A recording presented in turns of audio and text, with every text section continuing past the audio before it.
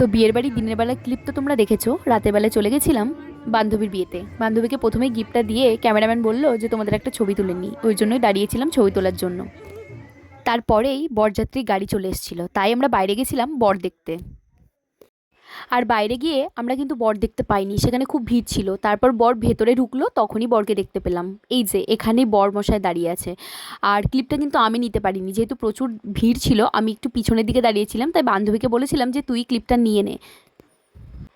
আর বর আস্তে আস্তে ভেতরে ঢুকে যাওয়ার পর আমরা ভাবলাম এখানে আর কি করব, যাই বাইরে গিয়ে একটু বাজি ফোটানো দেখি। তো তার জন্য বাইরে চলে গেছিলাম সবাই মিলে বাজি পোড়ানো দেখতে। রুমকে বরের সাথে ছবি তুলবে বলে খুব এক্সাইটেড।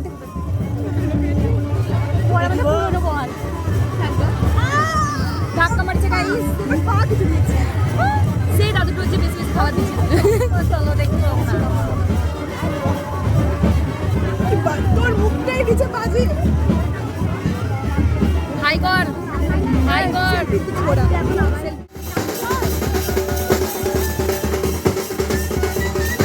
বর দেখার পরেই আমরা চলে এসেছিলাম প্যান্ডেলে তাড়াতাড়ি করে খেতে, কারণ ওদের গ্রাম থেকে আমাদের বাড়ি অনেকটাই দূর। ওদের গ্রাম থেকে প্রায় আমাদের বাড়ি 2 গ্রাম পরে।